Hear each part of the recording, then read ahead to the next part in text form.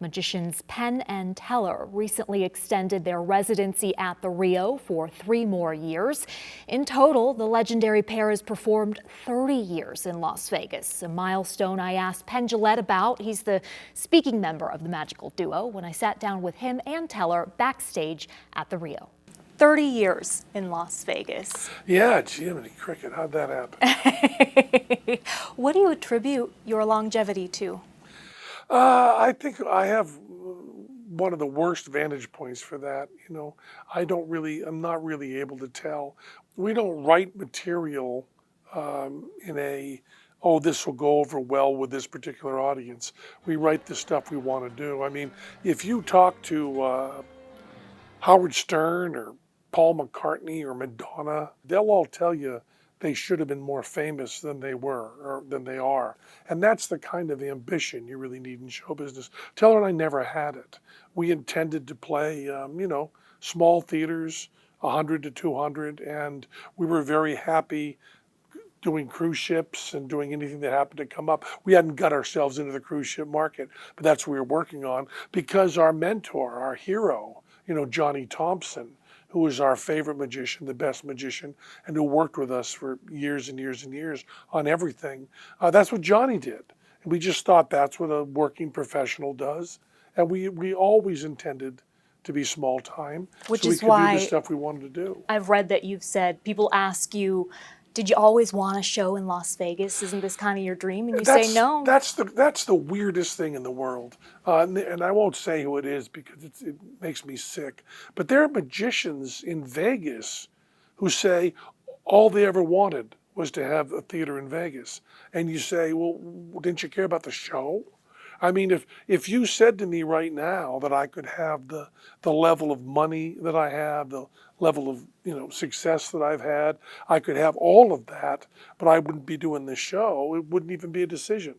I have no desire to do that. The idea of wanting, building your career based on a venue is to me so sad. We had to answer the question carefully because we did Broadway 3 times, and people would say, "Was it always your dream to be on Broadway?" And we would say, "No, never crossed our minds." And we didn't mean to be disrespectful or in any way unpleasant. It's just that we've always thought about the show and not the venue. And Broadway meant nothing to us compared with we want to do that show. It's about the show. It's always about the tricks and the stuff we're doing, the bits. Before we get too far, have we gotten too far? We kind of. Okay, sorry. I haven't even got past my first page of I'm questions. Sorry. I'll go to yes and no from now on. I know, better speed this up, huh? Hey, why does Teller not talk? Well, that actually. Or will Teller talk? That predates me. When I first met Teller, he was teaching high school Latin outside of Trenton, New Jersey. And he was doing, talking a lot. Shows as an amateur. He was doing weekend shows and evening shows at libraries and so on. And since college, he'd been working silently. So when we first started working together, we were 2 acts on the same bill at a Renaissance festival.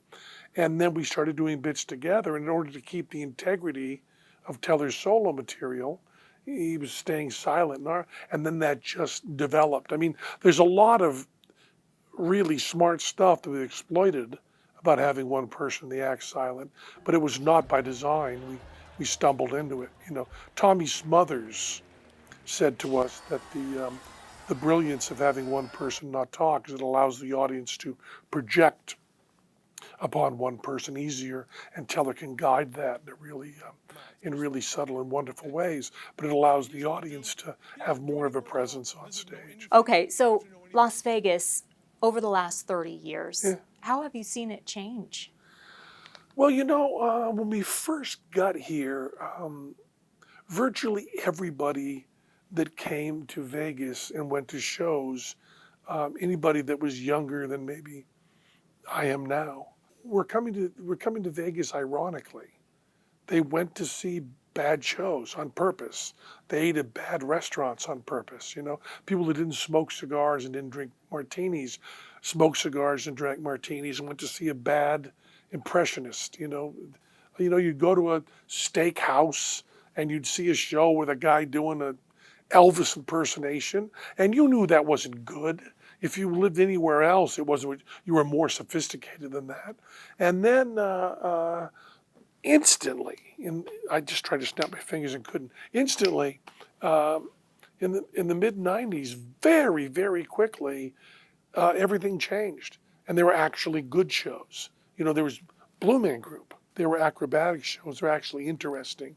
There's Mac King, and there were all these really good shows. So people were no longer going ironically, and there also ended up being good restaurants. So the I mean, quality has improved. the restaurants in Vegas in the '90s were an absolute joke. I mean, if you wanted, steak and garlic bread. I mean, I'm a vegan now, but that was fine. Or They, shrimp cocktail. yeah, shrimp cocktails. I remember the first time we played here. We had our names up in giant letters right above unlimited shrimp. It's properly humbling, and but you didn't have good stuff. You had stuff that people came to make fun of.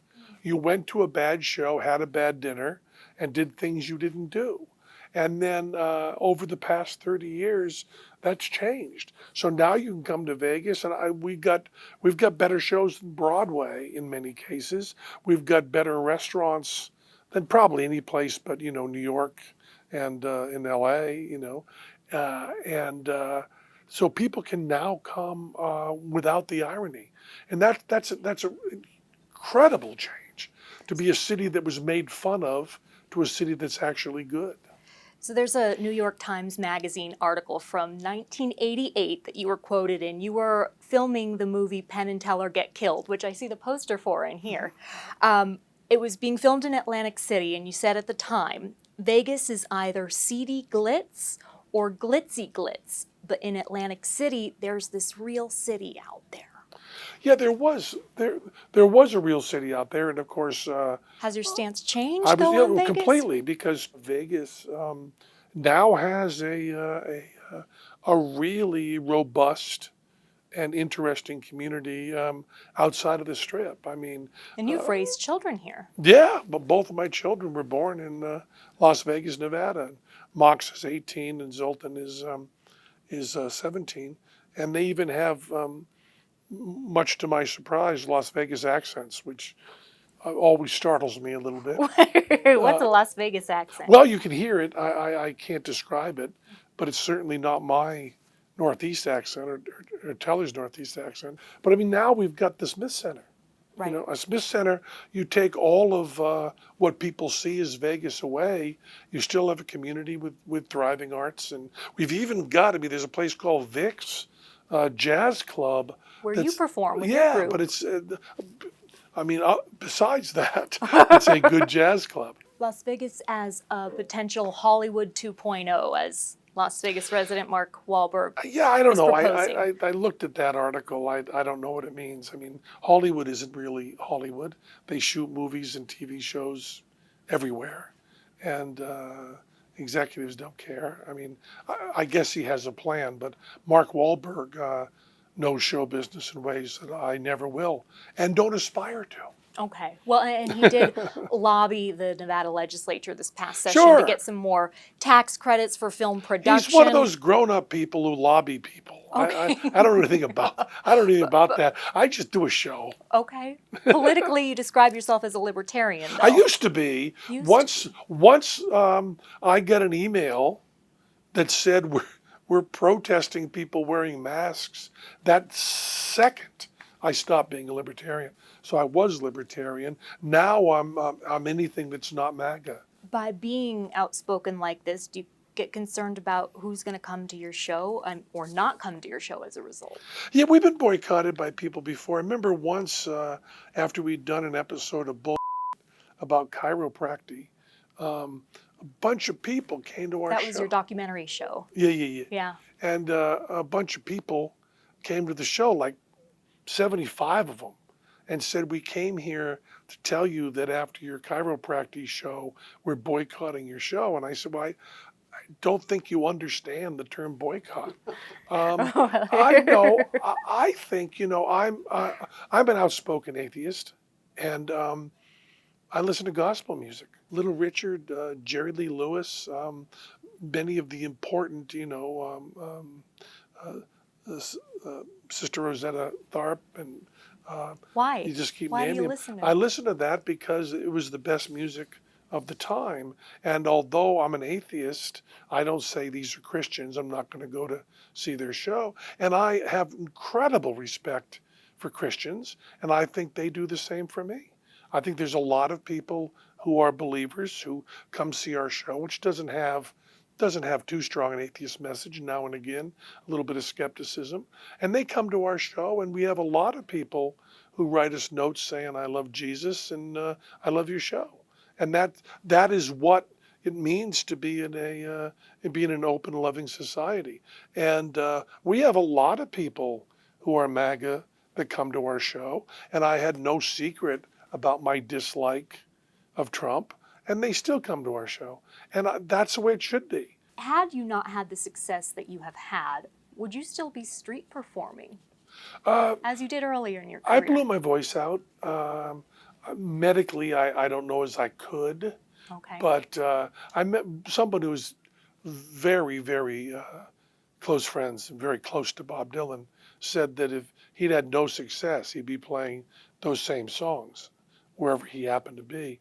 And I would not compare ourselves with a Nobel laureate, but it's certainly true for us. I mean, not exactly true, because if we hadn't had the success, some of the tricks we do are expensive, and we wouldn't be able to do them. We wouldn't have the best crew in the world working for us, but we'd still be doing stuff like this. And I also think, and maybe this is hubris or something, but I think that if we not had this success, we'd have enough success to support ourselves. I think we'd be working, and we'd be happy working. I mean, the weird thing is, we were really happy doing our shows before we had what other people call success. We were paying our rent. We were feeding ourselves. We had friends, and we were doing shows that we thought were as good as the shows we think are now. And if we're deluded about how good our shows are, we were deluded back then. And God bless us. Recognizing it. So, okay, back to that 1988 article. You said, quote, everyone becomes a parody of themselves. I mean, look at Mick Jagger, Bob Dylan, and Bruce Springsteen. But we aren't there yet. I just hope we don't lose our goofiness. Yeah. Are you there yet? I don't know. Once again, that's a question someone else would have to answer. I mean, actually, that sounds like I'm being unkind to Bob Dylan or disrespectful, but Bob said that himself. There are times that you end up just doing what you were doing and what people like, and probably, I mean, the best example of that is Mick Jagger, and he probably doesn't care. I think he would probably also admit that. I mean, Mick Jagger said when he was in his early 20s, I'm certainly not going to be singing Satisfaction when I'm 40. Now he's singing Satisfaction at 80. So I don't know. I mean, I like to think we're always doing new stuff, and we aren't in a cookie cutter parody of ourselves. But once again, I'm not the one that can answer that. You might be sitting in the audience and think, how can he say that? They're complete self-parodies, and we wouldn't be able to see it. But we aren't doing the same stuff we did last week. We write new stuff all the time, and we write, I think, more magic than just about anybody else ever has. And I mean, how many tricks did you do just for the television show Penn and Teller Fool Us? How many for new Penn tricks? Teller Fool Us, we've done so far something like 150. Wow. They were all unique Over tricks. 10 I mean, seasons. we just finished the last season, and we did 21 shows, and they were all new tricks. The point of that show, though, is magicians trying to fool you. Yeah. What kind of impact do you think you've had on magic with that show? I mean, 10 seasons. Yeah, a I don't big know. run. I don't want to get unpleasantly sentimental, but we've now had people on the show who started magic because they saw the show. That's why they started. and now they're on the show. And that's a kind of powerful emotional feeling to see that, because I don't know what impact we've had on the world, but that's some impact on those people. And, that's kind of enough. We also worked very hard. I mean, magic is, the most damning thing I can say about it is the Magic Circle in London didn't allow women in until the 90s. In the 90s. Insane.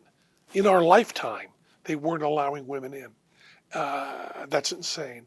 And magic, at least the turn of this last century, even that late, was all people who identified as male and identified as white, and that has. Our producers pushed very hard for that on our show, to get people of color and non-binary people and people who identify as women on the show. They worked very hard for that. And certainly we can't have anything to do with the booking, or the show wouldn't be fair. But certainly in our discussions with them, we pushed really, really hard for that. Now, I don't know as we can take any credit, because the biggest difference you see in magic is that people don't look like us. And that's a huge change. But I don't know as we can take credit, or if that's simply time. You bring up the Magic Circle. I don't quite understand how it works, but they won't let you two in, No, correct? which is really strange. And this is true. And it's because you It's explain because we your give away tricks. secrets, yeah. But it's crazy, because they wrote to us and said, we're doing, in our museum, we're doing a whole Penn and Teller display. Could we have some of your stuff?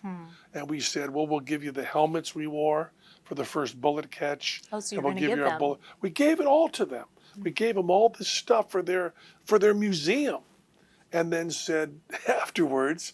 And I also, when Paul Daniels died, who was the most popular magician in England and also a good friend of ours, when he died, I wrote the obituary for the Magic Circle newsletter, whatever it was.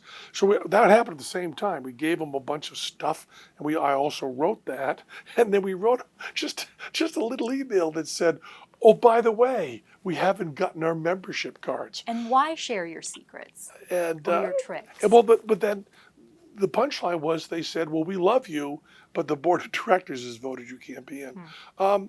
Because saying that secrets are important to magic is an insult to every magician. There couldn't be anything more insulting. It's like saying that you can look at Miles Davis's charts to Sketches of Spain, and that somehow makes that record less powerful, less real. Now, you can screw up magic by right afterwards saying how it's done, and that moment can crumble. That can happen. But the fact that all our tricks are explained on YouTube is fabulous, because there's people there that want to be doing magic later, after we're dead, which is, today. And they need that information so they can do better stuff than we ever did. Penn Teller, thank you so much Well, for thank joining you. Nevada Week. Oh, yeah. Well, yeah, it's a good state.